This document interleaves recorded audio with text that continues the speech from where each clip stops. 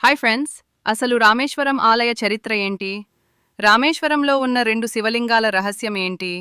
22 చెరువులకు సంబంధించిన ఆ రహస్యాలు ఎవరికి తెలుసు? ధనుష్కోటి కథ ఏంటి? రామేశ్వరం రాళ్లు ఎందుకు తేలుతాయి? రామేశ్వరం అనే మర్మమైన రత్నాల లోపల దాగి ఉన్న రహస్యం ఏంటి? గంధమదన పర్వతానికి సంబంధించిన రహస్యం ఏంటి? విల్లూరు చెరువు నీటి రహస్యమేంటి? ఇలా చాలా రహస్యాలు ఏంటి అనే ఒక ప్రశ్నార్థకంతో నిండిపోయిన ఒక చరిత్ర ఇప్పుడు మనం తెలుసుకోబోతున్నాం. అందుకని వీడియోని ఎక్కడ స్కిప్ చేయకుండా పూర్తిగా చూడండి. ఎందుకంటే వీడియో చాలా ఇంట్రెస్టింగ్ ఉండబోతుంది. భారతదేశం అనేక రకాల చారిత్రక ప్రదేశాలు కలిగిన దేశం. ఈ దేశంలో కొన్ని వేల సంవత్సరాల కదిమే ఎన్నో పురాతన దేవాలయాలు స్థాపించబడ్డాయి. అయితే అలాంటి అత్యంత ఆకర్షణీయమైన మరియు సందర్శించదగిన దేవాలయాల్లో ఒకటి రామేశ్వరం ఆలయం. రామేశ్వరం ఆలయం శివుని గౌరవార్థం నిర్మించబడిన ఓ హిందూ దేవాలయం. తమిళనాడులో ఉన్న ఈ ప్రసిద్ధ ఆలయం 4 దాన్లలు దక్షిణ భారతదేశంలోని కాశీగా పరిగణించబడుతుంది. ఈ ఆలయం 4 దాన్లలు ఒక ప్రధాన దాంభాత్రమే కాదు, ఇక్కడ ప్రతిష్ఠించబడిన శివలింగం 12 జ్యోతిర్లింగాల్లో ఒకటిగా పరిగణించబడుతుంది. ఈ ఆలయం మతం మరియు విశ్వాసం యొక్క వరద. ఈ ఆలయంలో గంగాజలంతో భగవంతుడిని పూజించడం ద్వారా కోరుకున్న కోరికలు ఖచ్చితంగా నెరవేలతాయి. దీని విస్తీరణ వచ్చేసి మొత్తంగా 15 ఎకరాల విస్తీరణలో ఈ దేవాలయం ఉంది. దాని చుట్టూ బలమైన రాతి గోడలుంటాయి. ఈ ఆలయ ప్రవేశం ద్వారా 40 మీటర్ల ఎత్తులో ఉంది. నమ్మకాల ప్రకారం విష్ణువు యొక్క 7వ అవతారమైన రామ అవతారం ఇక్కడుంచి సముద్రం దాటి లంకకు వెళ్ళింది. ఆలయం నుంచి కేవలం 20 మీటర్ల దూరంలో ఉన్న ధనుష్కోటి వద్ద రామసీత నిర్మించారు. రామేశ్వరం ఆలయంలో 2 శివలింగాలున్నాయని, దానికర్థంగా ఇవి అనేక రహస్యాలు కలిగి ఉన్న ఆలయమని చెబుతుంటారు. ముందుగా రామేశ్వరం ఆలయంలో ఉన్న క్యారిడార్లకు సంబంధించిన రహస్యం తెలుసుకుందాం. ఈ ఆలయం దాని క్యారిడార్ల వల్ల కూడా కొంత ప్రసిద్ధి చెందింది. దీనికి మొత్తం 3 క్యారిడార్లు ఉన్నాయి. మొదటిది పురాతనమైంది, 12వ శతాబ్దానికి చెందినదని నమ్ముతారు. రెండవ క్యారిడార్లో 108 శివలింగాలు మరియు గణపతి విగ్రహాలుంటాయి. మూడో క్యారిడార్ అత్యంత ప్రసిద్ధమైంది. ఇది 1212 స్తంభాలతో ప్రపంచంలోని అతి పొడవైన స్తంభాల క్యారిడారుగా చరిత్రకెక్కింది. ప్రతి స్తంభం ఎత్తు దాదాపుగా 23 అడుగులు. ఆసక్తికరంగా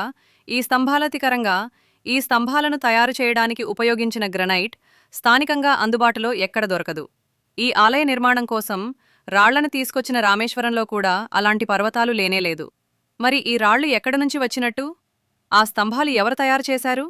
ఈ ఆలయ నిర్మాణం కోసం పడవల ద్వారా తీసుకొచ్చారని ఒక ఊహ. వాస్తవానికి ఈ ఆలయం చాలా పాతది. ఈ ఆలయం ద్రావిడ శైలిలో నిర్మించబడింది. ప్రస్తుతం రామేశ్వరం ఆలయం మొదట పాండ్యవంశం సమయంలో నిర్మించబడింది. తరువాత దీన్ని 1608లో శ్రీలంకలోని జాఫ్నా తమిళ రాజులు పునరుద్ధరించారు.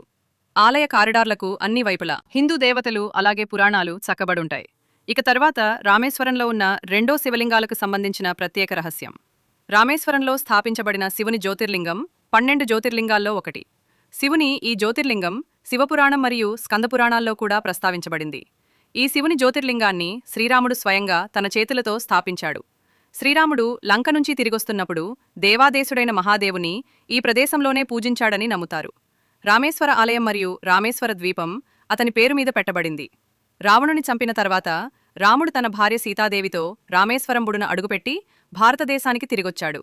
ఒక బ్రాహ్మణుని చంపిన పాపాన్ని తొలగించుకోవడానికి రాముడు శివుని పూజించాలనుకున్నాడు.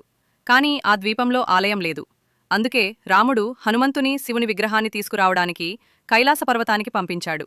హనుమంతులు వారు శివలింగాన్ని సకాలంలో తీసుకురాకపోవడంతో సీతాదేవి సముద్రపు ఇసుకను తన పిడికిలతో కట్టి శివలింగాన్ని తయారుచేశారట.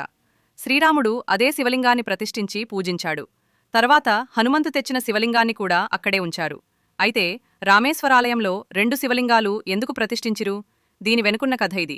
శ్రీరాముడు రాముణ్ణి చంపి తర్వాత సీతమణి తీసుకుని తిరిగి వచ్చినప్పుడు ఆలయం సముద్రం అవతల ఉన్న గంధమాదన పర్వతంపై మొదటిసారి ఆగాడని చెప్తారు.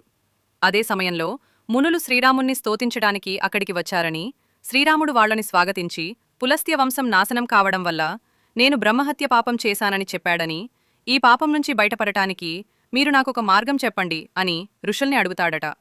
ఋషులు శ్రీరాముని ముందు చేతులు జోడించి రాముణ్ణి చంపిన పాపం నుంచి బయటపడాలంటే మీరు ఒక శివలింగాన్ని స్థాపించాలి, దీని ద్వారా మీరు పాపం నుంచి విముక్తి పొందుతారని చెప్పి ఋషులు శ్రీరామునిని కైలాస పర్వతానికి తీసుకువెళ్లి శివలింగాన్ని తీసుకొచ్చి దాన్ని స్థాపించమని అడిగారు.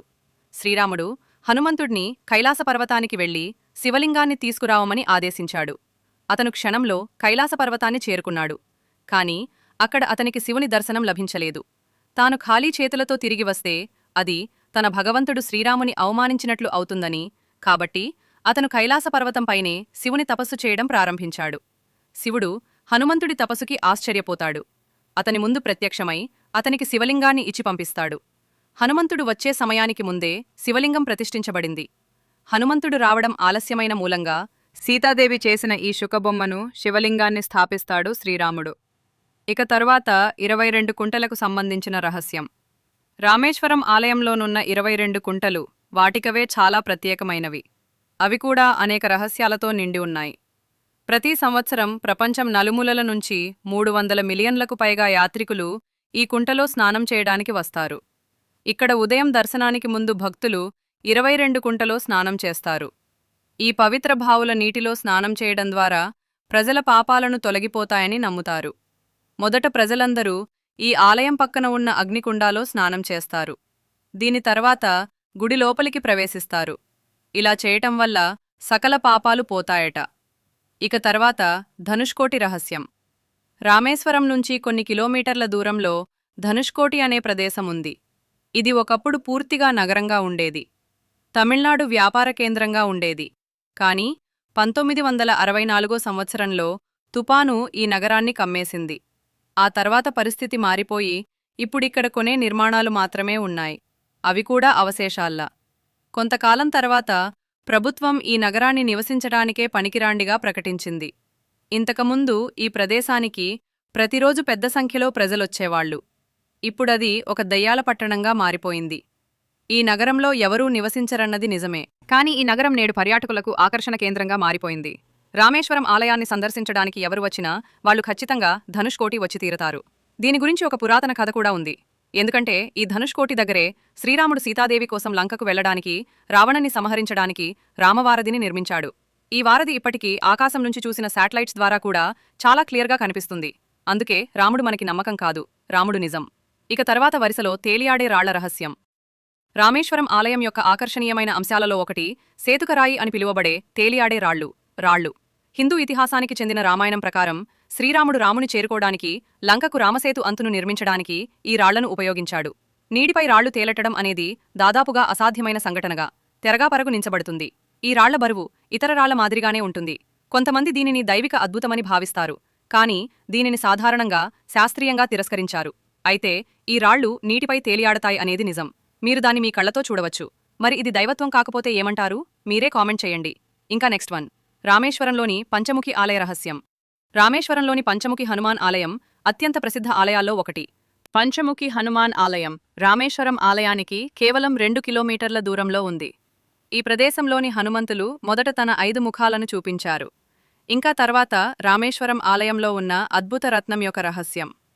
రామేశ్వరం ఆలయంలో ఉన్న ఒక రత్నం తెలిసిన వాళ్లు చాలా తక్కువ. నిజానికి రత్నాన్ని చూసిన వాళ్లైతే ఇంకా తక్కువ. ఈ రత్నాన్ని చూడటానికి మీరు ఉదయం 4 గంటల నుంచి 5 గంటల మధ్య ఆలయ గర్భగుడి వద్దకు చేరుకోవాలి. ఈ రత్నం విష్ణువు కూర్చునే శేషనాకు చెందినది.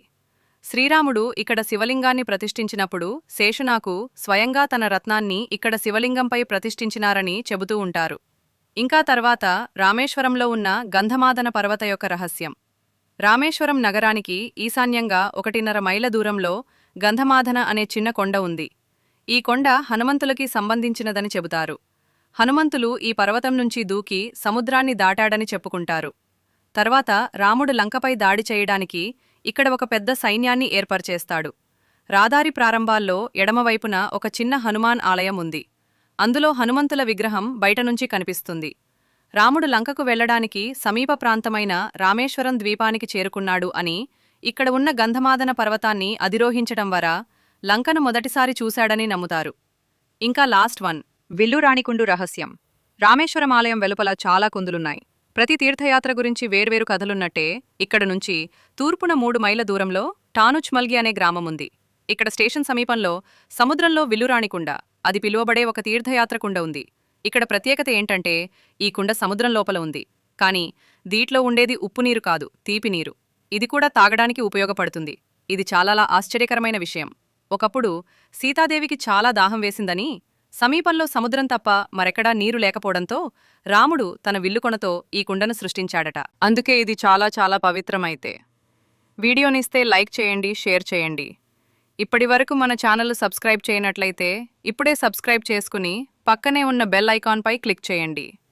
నెక్స్ట్ వీడియోలో మళ్ళీ కలుద్దాం. Thanks for watching.